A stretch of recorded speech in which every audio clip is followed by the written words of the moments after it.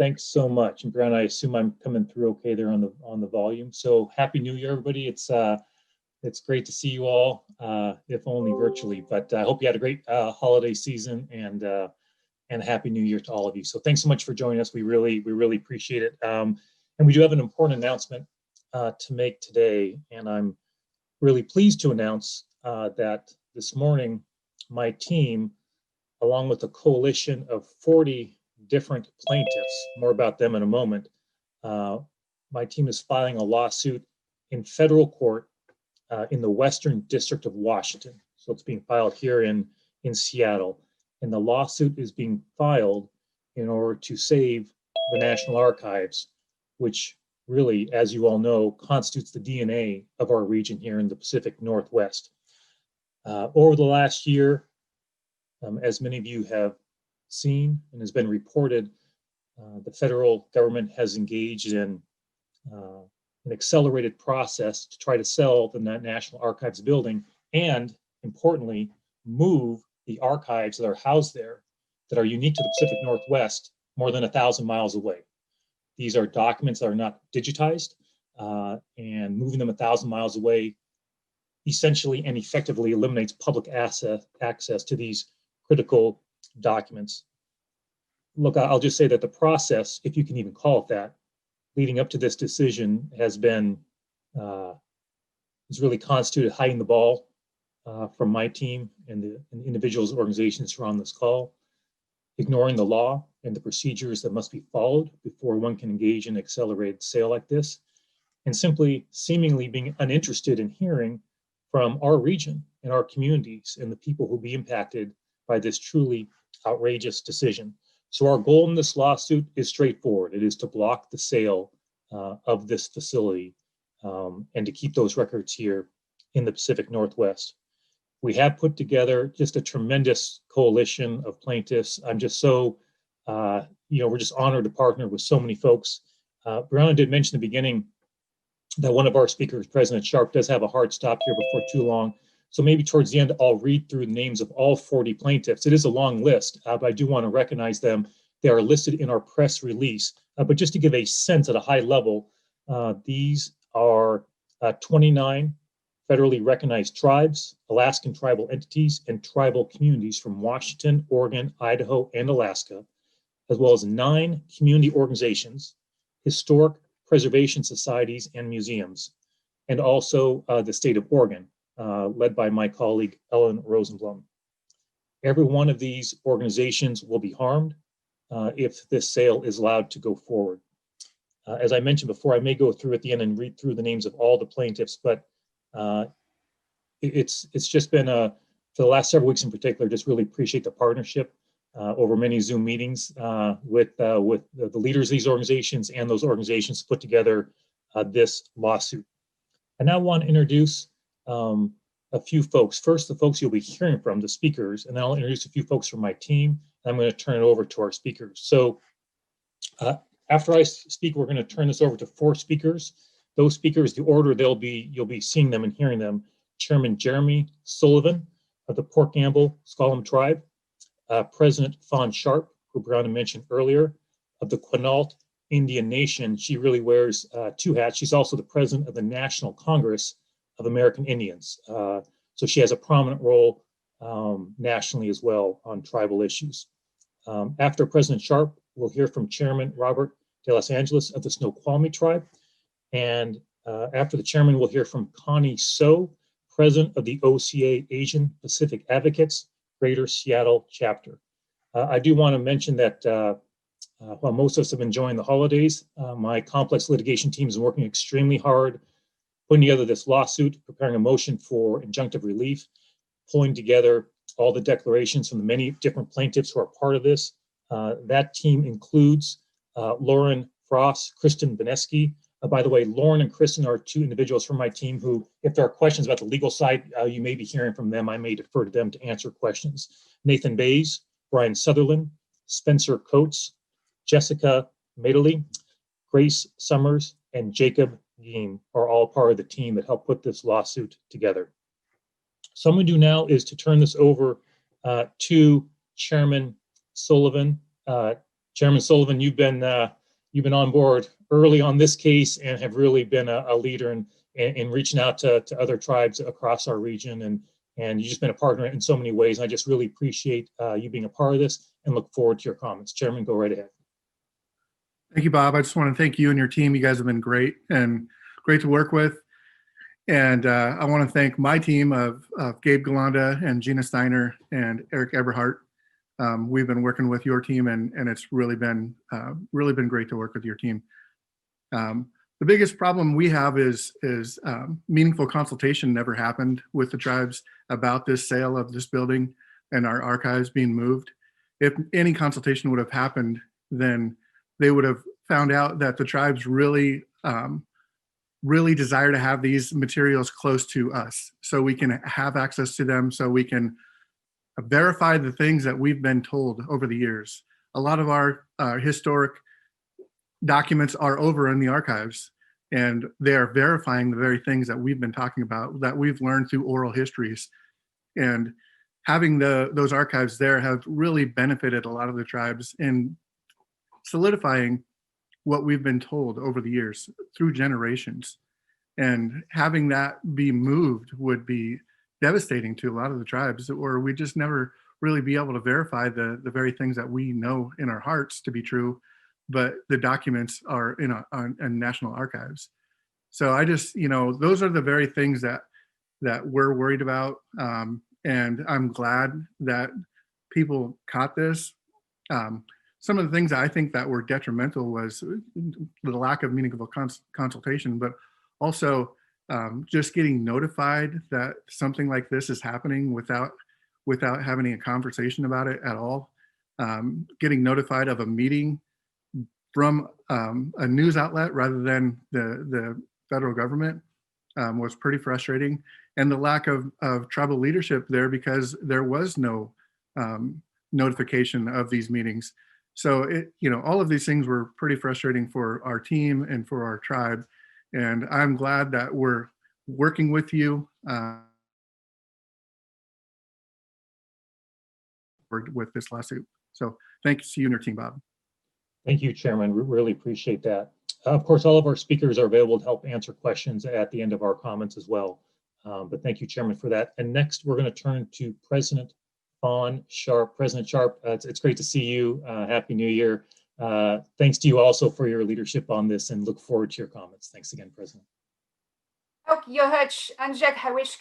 morning, everyone. Happy New Year.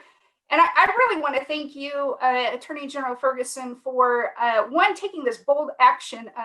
It's something that we've become accustomed to, knowing and understanding in some of the critical issues facing tribal nations at this time. You've been such a champion in understanding not only tribal sovereignty, but going back to last year in adopting free, prior, and informed consent, knowing that consultation with tribal nations is well beyond anything that should be just an exercise and checking the box for administrative action. In this case, we didn't even have consultation.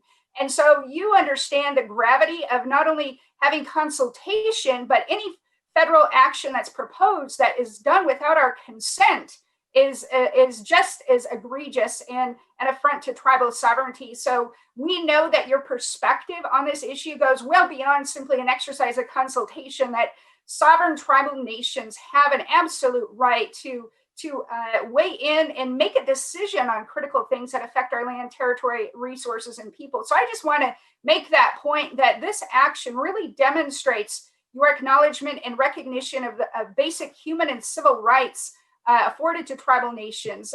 These are standards that are beyond this country. They are international standards that every country globally understands and recognizes, these basic fundamental rights that tribal nations, issue after issue, case after case, we're confronted with a federal government in a partnership that is just an affront to sovereignty. So I just can't thank you enough for taking this action. And I want to speak just briefly to the meaning of all of the information that is housed here in the Great Pacific Northwest.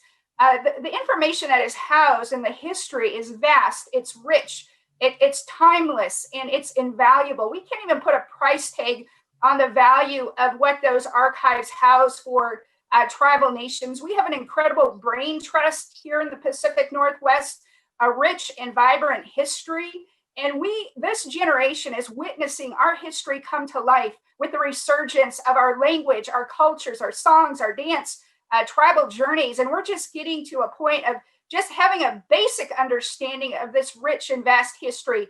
And if this information were to ever leave the Pacific Northwest, it would be a loss not only to tribal nations, it would be a loss to the entire Pacific Northwest. And so we understand and recognize your leadership and understanding of tribal sovereignty is an issue, the rich and valuable, timeless history that makes the Pacific Northwest so amazing, and the wisdom that is the foundation for all of us is just invaluable. So I cannot thank you enough, Attorney General Ferguson, and this is another issue for which we can look to you for leadership and partnership. And we just appreciate you so much for taking this issue on. And we stand in solidarity with you and all of our other partners to ensure that that information is kept here in the Great Pacific Northwest. It's part of all of us. Thank you so much, President Sharp. And I will very, very briefly, maybe at the end of the remarks, discuss the legal parts of our case. But one of them is, to your point, President Sharp, the failure of the federal government to engage in meaningful consultation with tribes is a part of the legal case that we filed here today. Thank you so much, President Sharp. Next, we're going to hear from Chairman Robert de Los Angeles. Chairman. Thank you again, Attorney General Ferguson, for allowing us to speak on behalf of the Snoqualmie Indian Tribe. We appreciate your leading role in this lawsuit for the archives. You see, the Seattle National Archives have played an integral role in preserving the history and legacy of the Snoqualmie Indian Tribe. When our tribe had to fight for federal recognition for rights and sovereignty, the Seattle Archives were a nearby resource that allowed us to conveniently access our own history and prove our case. It would be unconscionable to remove this valuable public institution and irreplaceable tribal history and records it contains from the constituents of the Pacific Northwest. We support Attorney General Ferguson's standing in this arbitrary and horrible decision. We appreciate you again for the Snoqualmie Indian Tribe, and I support you 100%. Thank you again. Thank you so much, Chairman, for highlighting the importance of what's the documents there and what it means to your tribe and so many others. And then our fourth and final speaker is Connie So. Connie, thanks so much for your partnership on this case, and I look forward to your comments. Thank you, Bob. Hi, I'm Connie So, president of the Greater Seattle chapter of OCA, Asian Pacific American Advocates, a civil rights organization dedicated to serving the social, political, and economic well-being of Asian Americans and Pacific Islander Americans. We proudly join Bob Ferguson and the Washington State Attorney General's lawsuit against the federal government to stop the sale of the National Archives facility in Seattle. The Archives public records directly connect current generations to the past. As a descendant of an 1850s Chinese gold prospector, I have firsthand knowledge of how the archives are critical partners in preserving our community's history. After facing tremendous hostility, most early Chinese Americans left few records of their lives and history prior to 1950. This makes the archives files related to the 1882 Chinese Exclusion Act, for example, all the more valuable. These documents include precious information about families, marriages, lifestyles, occupations, businesses, land ownership, religion, food, medicine, travels to and from China, networking organizations, and other information that would be otherwise lost. The National Archives facility is fundamental to our Asian Pacific American communities. Cutting access to these important historical records would be devastating. I would like to share two specific stories about the archives' importance. In my professional life, I am a teaching professor at the University of Washington's American Ethnic Studies Department. Back in 1996, when Seattle hosted the Association for Asian American Studies conference, we made a special trip with some of our conference attendees to the archives. Many people marveled at the fact that they could find information on relatives they thought were long lost. people share poignant stories, especially when they discovered a photograph of a family member. More recently, the archives were vital to the Asian Pacific American community's collective ability to find information about Japanese, Filipino, and Chinese Americans who served in World War II. This information led to our successful campaigns to honor our veterans with the Congressional Gold Medal. OCA Greater Seattle proudly joins this lawsuit to ensure that generations of records continue to be available to our community. Thank you.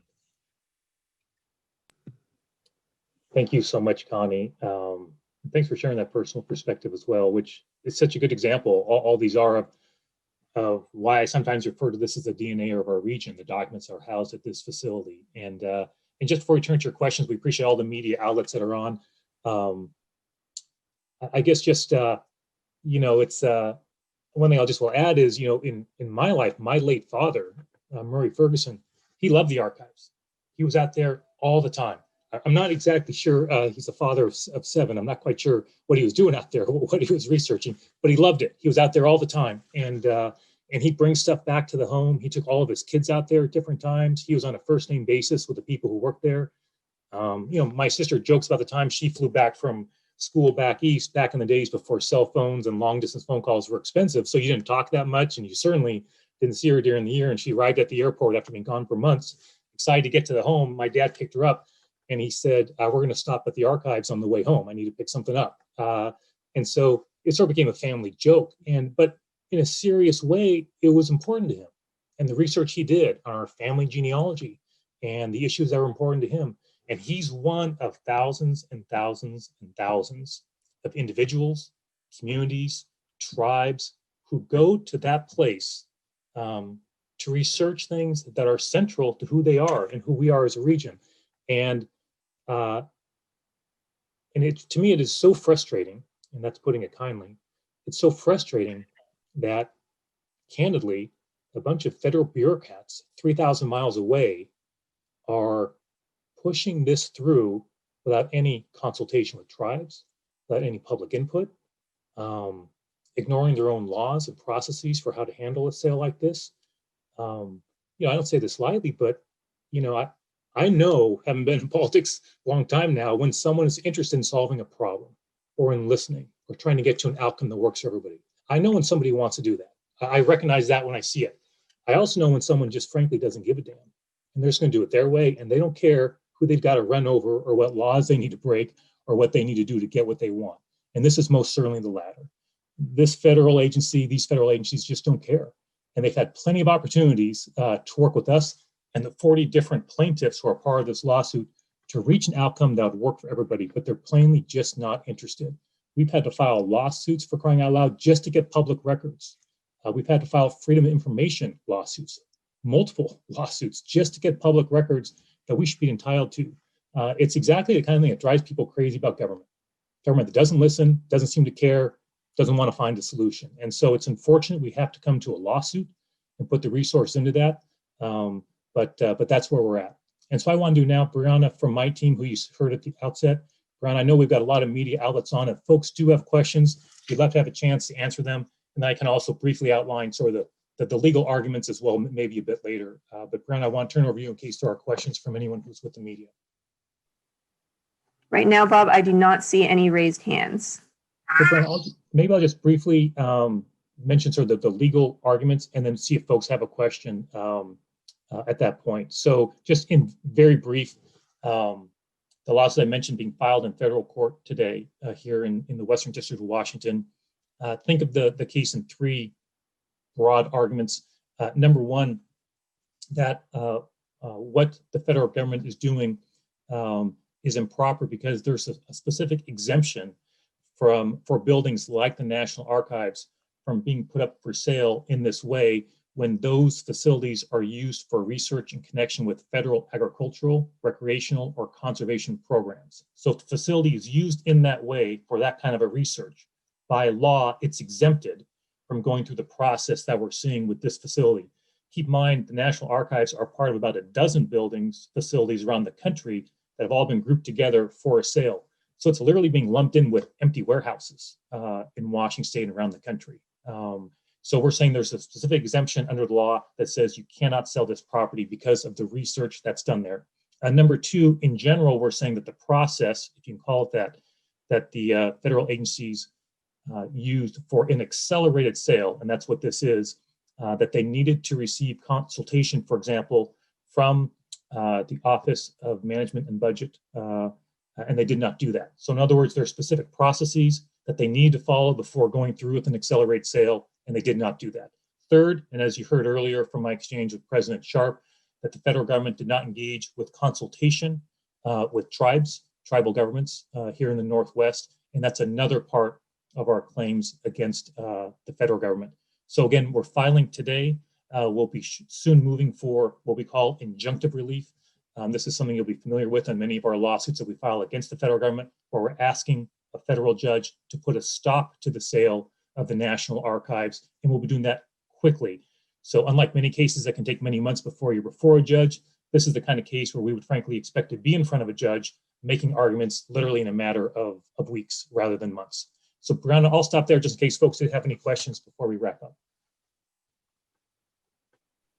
There you go. I can hear Feliks now, by the way, Brionna. Great. Oh, hey, one question I had. I get that shutting down the sale is important for just stopping everything and putting a pause on the whole process. Moving forward, though, with all this interest from the tribes and these different heritage organizations, how does this community that's been not necessarily created, but identified by this threatened sale, how does that community move forward to prevent something like this from happening again in the future and ensuring those records have a long-term sustainable home here in the Northwest? Feliks, thanks for that question. I'll start, but then I really encourage our other guests here to weigh in as well. I think maybe you had sort of two parts to your question, Feliks. One was, hey, how do we sort of stop this from happening again? If we're successful in stopping the sale, how do we stop this from happening again?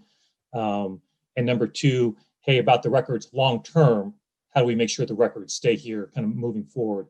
I guess I'll take a quick shot at those and then encourage others to jump in. In terms of how to prevent this in the future, I guess one thing I just would say, Feliks, is it's my experience that a good way to get someone's attention is you stop them in court. And hopefully, federal agencies would understand the lesson that they have to defend their conduct in court, and federal judges are going to make you follow the law. And if you don't, hopefully they'll take a lesson from that maybe next time they shouldn't just run over local communities and tribes when they want to take an action that impacts those individuals and organizations.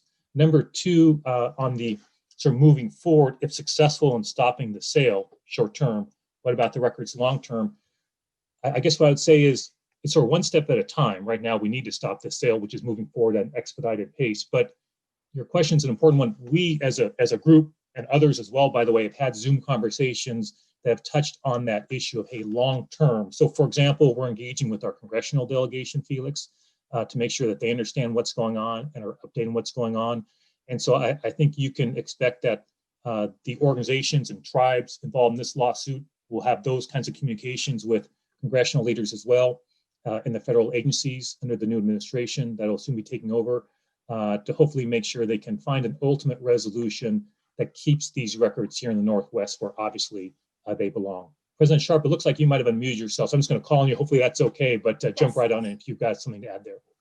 Yes, excellent. Thank you. And I really appreciate that question, because when issues do come up like this, it's one thing to address it directly, but also to ensure that it doesn't happen in the future. And I again want to acknowledge the leadership of our Attorney General on this issue of meaningful relationships with tribal nations, because this idea of free, prior, and informed consent that the Attorney General adopted here in the state of Washington is not only an international standard, it's a gold standard.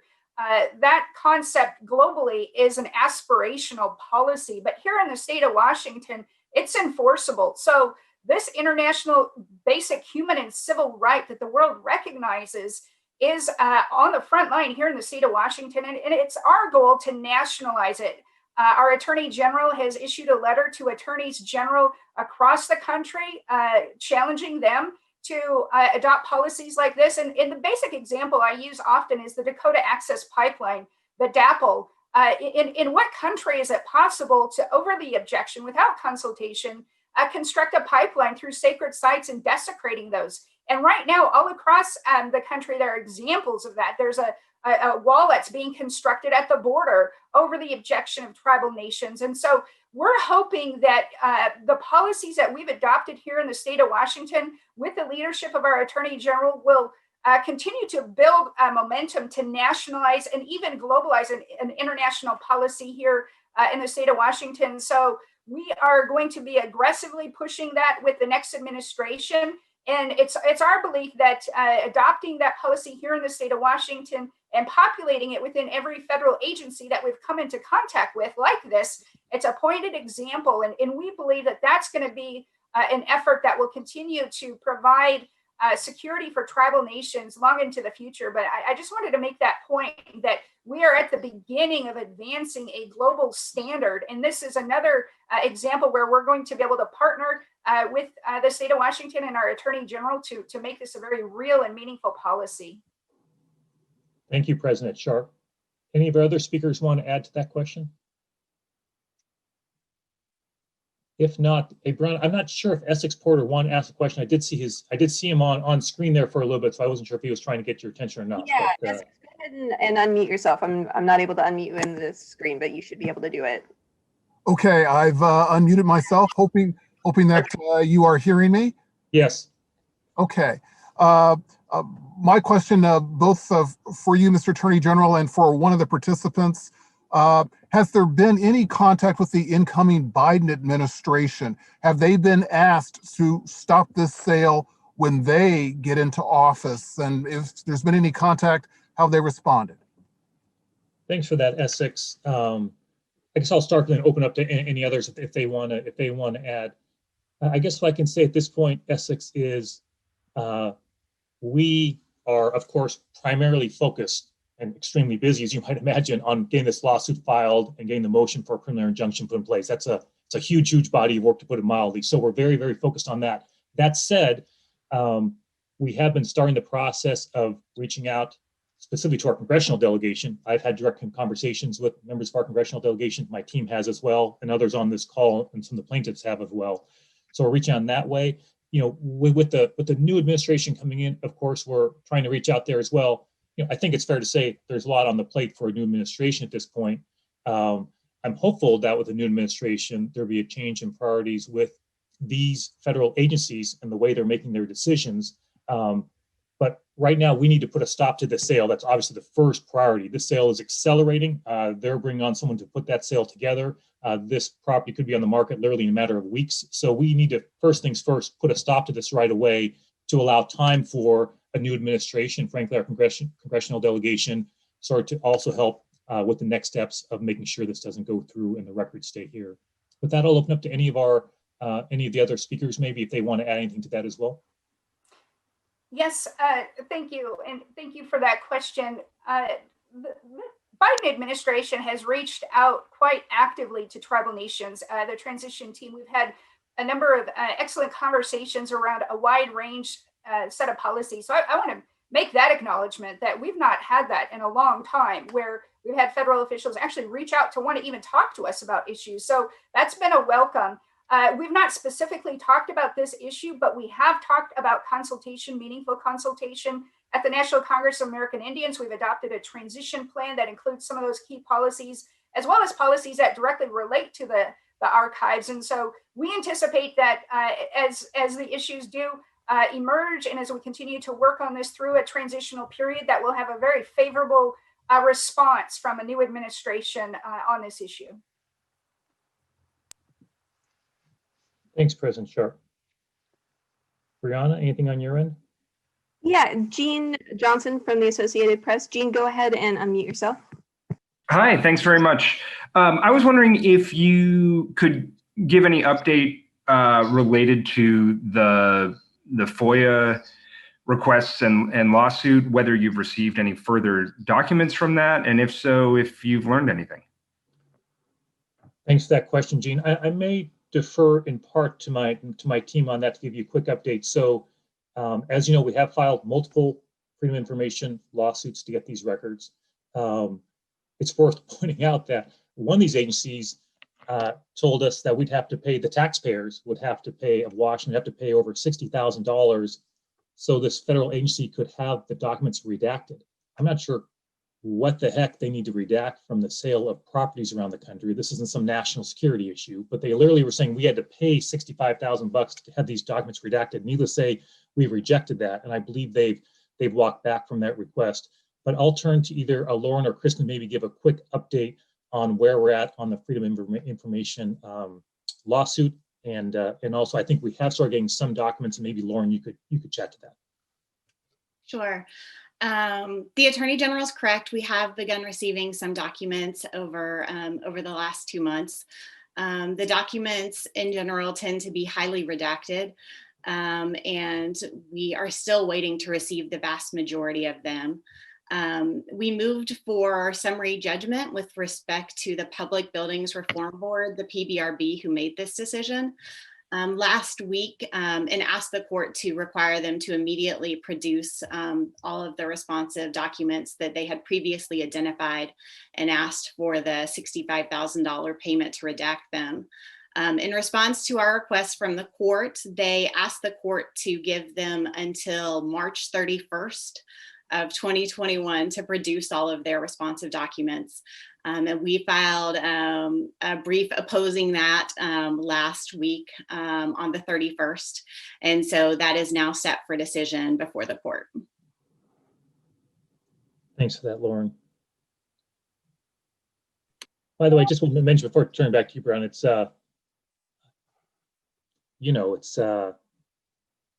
it's been months since we've asked for those documents, and they're public records. There are records. We're entitled to see those. And so when I say that these federal agencies are hiding the ball, this is an example of it. They're not even doing the basic level of just turning over the documents. And Lauren, sorry to put you on the spot again, but hopefully I'm remembering this correctly. But my recollection in what was sent back to us, when we say redacted, that means that literally what you see is a bunch of black lines over text in these documents. That's what redacted means. That someone just took a black marker and wrote over paragraphs, sentences, words, so we can't see them. They're saying they're privileged in some way and the public can't see those, which I'm skeptical of. But my recollection, Lauren, is that part of those were there were red flag objections to the sale of the National Archives. You mind just, hopefully I remember that correctly, and you can just elaborate on that a little bit as one example of these redactions. We talk about how meaningful that they could potentially be. Yes, that's correct. One of the documents we received from the Office of Management and Budget was an email that contained an attachment reflecting red flag objections to the sale of several properties, but one of those was the National Archives at Seattle. That attachment, however, was entirely withheld. So our plan is to coordinate with the government to see if we can get them to agree to release that to us. And if not, then explore options with the court to try and get that information. And just put it maybe, I mean, there's a lot to be said about this, Gene, but one thing I'll say is it's clear that at least one of these agencies has the documents, right? They have them. They're saying, well, they've got to be redacted. We're saying, well, no, we're not going to pay for that. And they could turn them over to us. Just want to be clear about that. They could, they don't have to redact them. They're choosing not to do that. So we literally have to litigate this before a federal judge. I mean, it's just to put this in some perspective. So that's frustrating. And the idea that now they're saying we need till basically March 30th, 31st, April 1st to turn these over. Well, it doesn't take a rocket scientist to figure out by that point, the sale of the property would potentially already be done by that point. In which case it would obviously be far too late to see what their thinking was, if any, around the sale of this property. Okay, thank you. And you, that was another question I was hoping to ask is there any update to the potential sale? I mean, I know you were concerned that this was happening in an expedited fashion. Is there any further timeline that you're aware of? I'll turn to Lauren on that. And by the way, I see Chairman Sullivan, you've unmuted yourself. I'm going to turn to you, see if you have something you want to add on this as well. But Lauren, is there anything you can add about any update on the sale, or maybe just at a high level, maybe just remind folks of what this accelerated sale now looks like? It's obviously upon us here pretty quickly. So what we learned is on the Public Buildings Reform Board website, in which they indicate that they plan to bring the property to market by early 2021. So that is the latest information that we have on that, but that was provided by them. And along with a decision that was made by the Public Buildings Reform Board in consultation with OMB and GSA to, instead of selling each of these properties separately, the 12 identified properties separately, to bundle them all together and to move with as a consolidated sale of all 12 properties together. So upon learning that they were planning to sell all 12 properties together and bring them to market by early 2021, that was when we began working in earnest on this action. I would also add that the PBRB, the Public Buildings Reform Board, held a public meeting in October, and in that also discussed that they are currently hiring a broker. And our understanding was that that was supposed to be completed by either the end of December or early January. So Gene, things are happening quickly. Just as a reminder, it's worth pointing out that, despite having, sort of the public outroar here about what was going on, despite the fact that we had Freedom of Information request lawsuits filed against them, Lauren mentioning these decisions to hire a broker, bundle all the properties together, get this going by January.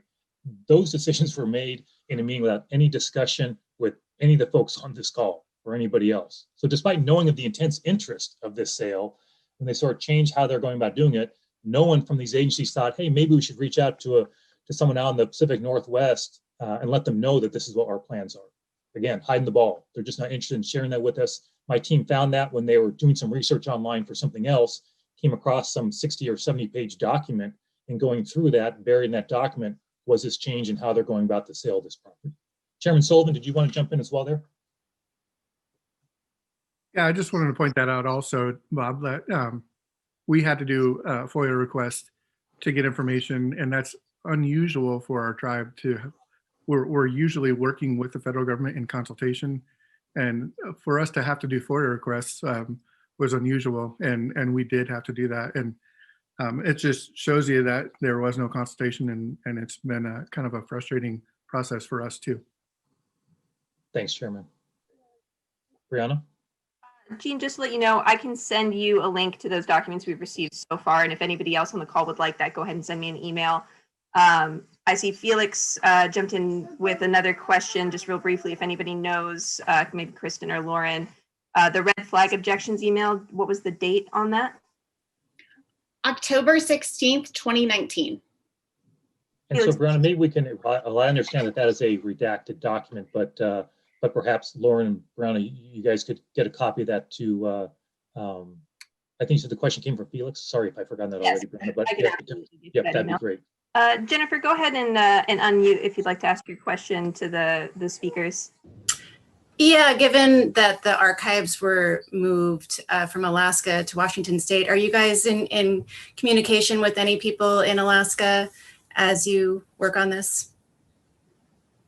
Sure. So I'll start, Jennifer. Others can jump in, and maybe Lauren. I know let me say this, there's a lot of conversations with a lot of folks. So I've got one perspective on this, but my team's having conversations, others on this call as well. What I'll say just at a high level, Jennifer, is we've had a series of Zoom meetings with a large number of organizations and tribes from throughout Washington, Oregon, Idaho, and Alaska. And that's reflected in the plaintiffs, as you see, which have communities and tribes from all those states as a part of the lawsuit formally. I think you'll also see potentially what's called an amicus brief potentially being filed.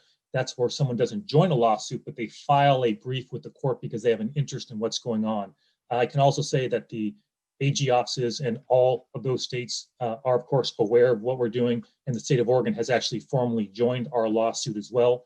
Lauren, maybe I'll just turn to you or to Kristen if there's anything else you want to add in terms of communication specifically with Alaska, which has a unique harm in the way that Jennifer outlined. And sorry, same question about the Idaho Attorney General's office has come up in the chat as well.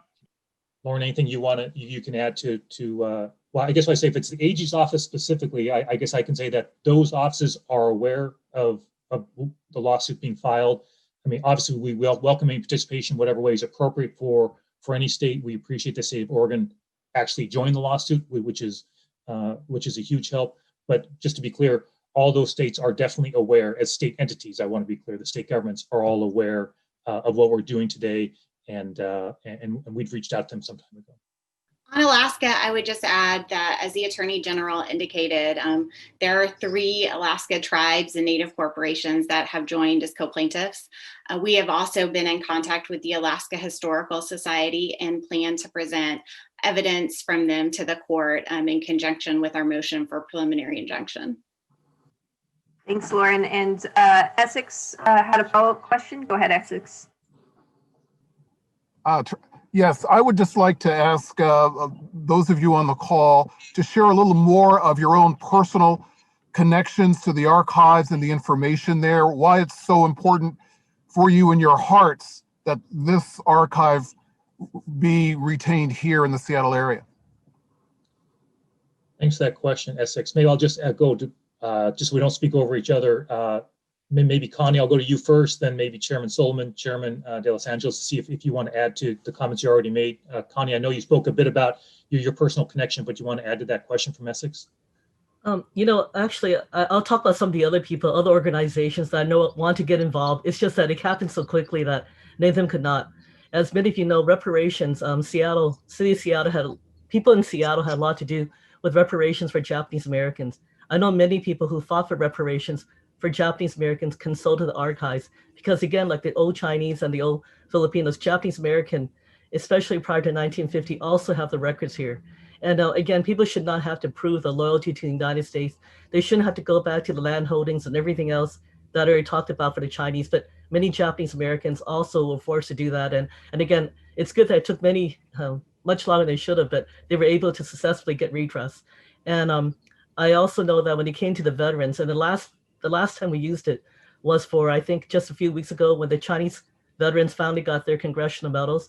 A lot of people didn't know that their last names were spelled in many different manners. Like the last name Hui, H-U-I, people say Huey. Sometimes they put it H-U-I-E and all these other things. So I know personally, I even helped one of the people at the archives to let her know that Wei, W-A-I or W-E-I, it's also H-U-I. And there's a lot of these things. And then when you're doing this, you're going back to the history of not just what happens to Chinese immigrants, but to so many other people whose records are lost. I mean, a lot of these, the reason why people can't find ancestral stories is the way that our federal government is also pretty indifferent about how you put people's names. And I know that as a Chinese American, a lot of times everyone's name is Ah Sin. For my last name, So, I would be Ah So. Ah is just what Cantonese people, myself being Cantonese, we say before a lot of things. So it would be a Bob or, whatever, right? And again, these are things that you're not only looking at the archives, it's a larger entrance into the whole history of what's happened to many other people. And from our own personal histories, you find about many others. So when Attorney General Bob was talking about his father going through, I can see because a lot of these records, they're not just my stories, it's many other people's stories. And if we're interested in people of the state, if we're interested in people in general, then I don't see why anyone would not be interested in the archives. And I know people talk about digitizing all these things. It's not the same as when you're actually feeling the record, as when you're actually having the presence right there. And also it's a whole overwhelming feeling that everyone else's lost records are here. They all have an ancestral story that goes along with it. And I'm talking about it more as an Asian American and than the other groups, but I know many other groups also have very important records here. And I'm hearing some of the other panelists and I'm thinking and reflecting on that too. Thanks, Connie. Chairman De Los Angeles, do you want to add to that as well, perhaps? Yes, absolutely. Yeah, my brother, Chief Andy De Los Angeles, one of his jobs was to go ahead and go down to the archives, and he took many family members down there and searched the records for, as I said before, the Snoqualmie Indian tribe history, and to give him more information on that for his role in the tribe as chief of the tribe. And also my sister also was the secretary for the Snoqualmie Indian tribe years ago, and she was down there with my mother and my aunts. So there's a lot of history here that is very close by that we can go ahead and access. We can go ahead and go over. If there was anything that we missed, we can go back over it to make sure that there was a complete understanding of what our history was. So personally, these records mean a lot for us for being in this location. So here again, we don't support this sale, and hopefully we can go ahead and move forward with this lawsuit to go ahead and put this to an end. So hopefully that answers Mr. Porter's question a little more. Thanks, Chairman. Chairman Sullivan? Yeah, thanks, Bob. I would say, as an example, our tribe recently had negotiations with the Navy. And in those negotiations, we talked about our presence on Indian Island and our presence in Port Townsend as S'Klallam people. And that was really important research, and it verified all the things that we had talked about in oral history over the years. And when we approached the the Navy about our presence there, it was because of just getting access to beaches and being able to practice our treaty rights. And that's one of our main concerns, is being able to, unfortunately we have to prove things. And one way we can prove them is by doing research at the archives and bringing that back home. And it just verifies the very thing that we had already learned through our oral histories. And, when we talked about our presence on Indian Island and in Port, about ourselves also, we learned things about our families. We learned, how we were pushed off the Indian Island for the Navy to be able to take over on it. We were also pushed out of Port Townsend because a mill was going in there. So these things, while we knew that they happened, they were verified in the archives. And so I think those are just really shining examples of us being able to do research on ourselves and verifying the things that we had already known. Thanks, Chairman. Thanks to all of you for sharing those stories. I mean, I think the thread that runs through those is, yes, what's there is history, of course, Essex, but it's a living history, right? Those documents are telling stories, and those stories run through to today and tomorrow, for the tribes, for the organizations, for folks who simply want to do some research there about their own individual family history and what it means for them. So it's an important place for a lot of people. Thanks for asking that, Essex. Thank I you know all. I know we've gone a little long, Brionna. Was there a final question someone had before we wrap up? No, I don't see any more questions. So let me just open up this. Any final words from any of our speakers before we wrap up? Just feel free to mute yourself. I can see all three of you. So if you have any final thoughts, feel free to add something here before we wrap up. Any of our speakers? Chairman Sullivan, go right ahead. I just wanted to say thank you to you and your team, and thanks to all the people that are represented here. I raise my hands out of pure respect for you guys. I certainly hope we have success, and we're going to be right along with you the whole time. So thank you for all that work that you're doing. Thank you, Chairman. And then just a final thought. This case will move quickly. Chairman De Los Angeles, you want to add something there? Yeah, I just wanted to go ahead and echo Jeremy's statement. We support you 100%. As I said over again, if there's anything else that you need from the tribe, we're more than willingly to go ahead and step forward in this lawsuit, because it not only affects our tribe, it affects all tribes here in the Northwest, and plus the ethnic other ethnic organizations within the area also. Not only the Chinese, the Japanese. There's a huge rich history of unbelievable history here. I can't put it into words that this is a great moment for.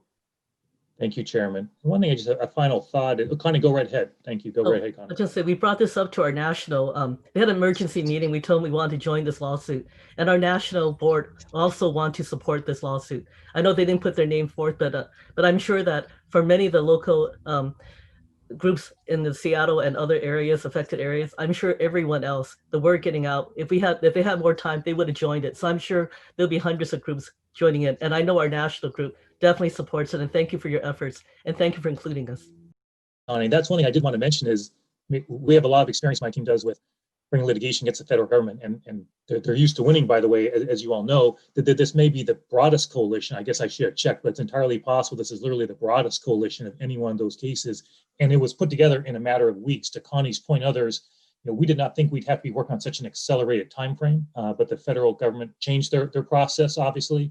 And so the fact that many tribes and organizations have come together in such a short period of time is remarkable, but a testament to what this place and these documents mean to so many people, that in literally a matter of weeks over the holiday season, that many groups and boards could hold emergency meetings, to your point, Connie, and get the approvals they need from their boards and representatives to join a lawsuit against the federal government. So I just want to thank everybody for their help on this case. Thank my team again for their hard work, and to thank all of you for joining us on this Zoom media availability. We really appreciate your interest. Feel free to follow up for any questions you have with Brionna. Hope you all have a great day. Happy New Year, everybody. Have a great day. Thanks so much, everybody.